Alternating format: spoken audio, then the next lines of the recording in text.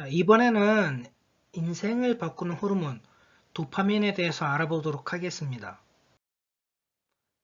도파민. 이 도파민은 성취 호르몬, 쾌락 호르몬이라고 불리는데요. 도파민이 높은 사람일수록 높은 성취도를 이루려고 하고, 도파민이 분비될수록 쾌락을 느끼려고 합니다. 그래서 도파민은 학습, 인내, 끈기, 중독에 영향을 줍니다. 도파민은 이 성취감과 관련이 깊다고 말씀드렸는데요. 도파민 과다로 일을 열심히 해서 성취한다면 과연 행복해질까요? 도파민의 작용으로 무언가 성취하기 위해 노력한 사람들은 막상 성취를 하고 나면 무덤덤해진다고 합니다. 그래서 다른 성취해야 할 목표를 찾아 나서는데요. 이러한 탐험과 정신이 있는 사람들 때문에 인류가 발전해 온 것이라고 합니다. 도파민은 재능과 관련이 있는데요. 도파민은 두뇌에서 수용체가 적어져서 뇌에 도파민이 많아지면 창의력이나 두뇌 회전이 향상됩니다.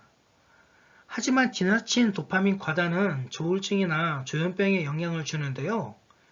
정신질환자와 보통 사람, 굉장히 창의적인 사람의 뇌를 조사한 결과 정신질환자의 뇌와 창의적인 사람의 뇌가 유사하다는 것이 밝혀지기도 했습니다.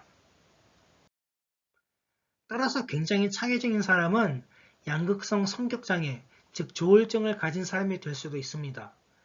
TV나 영화에서 그려지는 괴팍한 천재는 어느 정도 근거가 있는 이야기일 수도 있습니다. 물론 모든 천재들이 그렇다는 뜻은 아닙니다. 천재과학자 아인슈타인의 예를 들어보면요. 위대한 물리학자였지만 사생활이 좋지 못했는데요. 자신의 여비서 등 많은 여자들과 연문을 뿌리고 다녔다고 합니다. 그리고 아들이 2명 있었는데요. 한 명은 아버지를 닮아 뛰어난 공학자가 되었지만 다른 한 명은 조현병으로 정신병원에 입원을 하였습니다. 즉, 2아들은 아인슈타인의 두뇌를 물려받았지만 좋은 면과 나쁜 면을 나뉘어 받았다고 추정되어집니다. 또 다른 천재인 빈센트 반 고흐를 보면요. 천재 화가였지만 집안 특유의 유전을 피할 수 없었습니다. 명작을 수없이 그렸지만 주변 사람들과 계속 마찰을 일으켰는데요. 귓볼을 자르는 등의 기이한 행위는 조울증이라고 추정되어지기도 합니다. 그의 대표작인 별이 빛나를 보면 그의 천재성과 사물에 대한 예민함을 볼 수 있는데요. 하지만 매사 모든 사물과 풍경이 그렇게 보인다면 어떻게 될까요? 그 많은 자극을 뇌에서 처리가 가능할까요? 결국 그는 권총으로 가슴을 쏴서 자살을 했고 그의 충격받은 동생도 정신질환으로 자살을 하였습니다. 도파민 과다의 또 다른 문제점으로 중독 현상을 볼 수 있는데요. 대표적으로 야동, 도박, 일, 마약 등이 있습니다.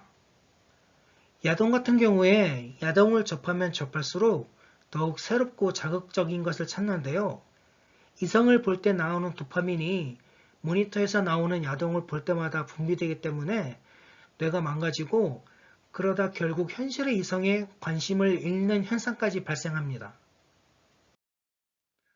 또 일중독, 워커홀릭이라고 하는데 일에 너무 중독되어서 사생활에 문제가 생길 수 있고 마약 중독 같은 경우엔 가벼운 마약 종류로 입문했다가 나중에는 더욱 강한 자극을 주는 마약에 손을 대기도 합니다.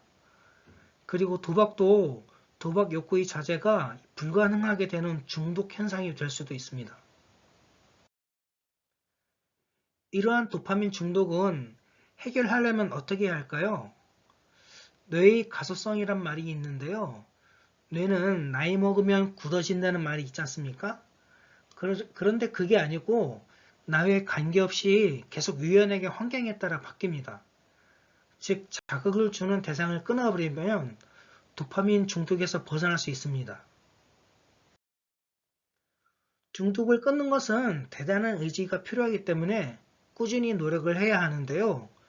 혼자 하지 말고 상담치료나 약물치료, 명상 등의 도움을 받으면 효과가 더 좋습니다. 자, 지금까지 도파민에 대해서 알아봤는데요. 다음에는 다른 유익한 내용으로 찾아뵙도록 하겠습니다.